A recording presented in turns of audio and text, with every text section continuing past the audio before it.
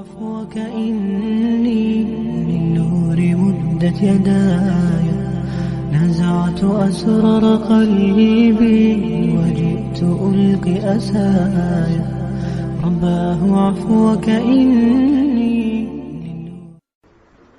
عملیات اس میں بہت بدیان تھی. توبہ کم ہوں گے جو عملیات کے میدان میں صاف بات کرنے والے ہوں گے. ورنہ دیکھا اچھا امیر آدمی ہے, بڑے دل کا ہے, اس نے کہا جی بیٹے بیٹی کی طبیعت ٹھیک ہے, ہاں لگتا ہے کسی نے کچھ کر دیا ہے, اور اس کے بعد کچھ عمل کر کے ہاں ایک عورت نظر آ رہی ہے.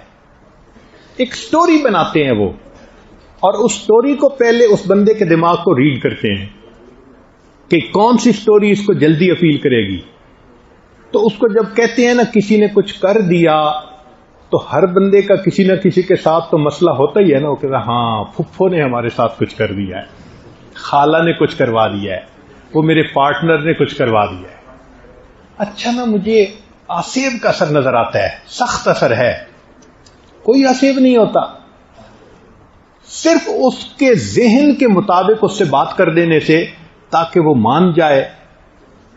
ہمیں ایک صاحب ملے, حضرت میرے اوپر بڑے جنات کا اثر ہے. میں نے کہا جنات کو آپ کے سوا کوئی نہیں ملا تھا.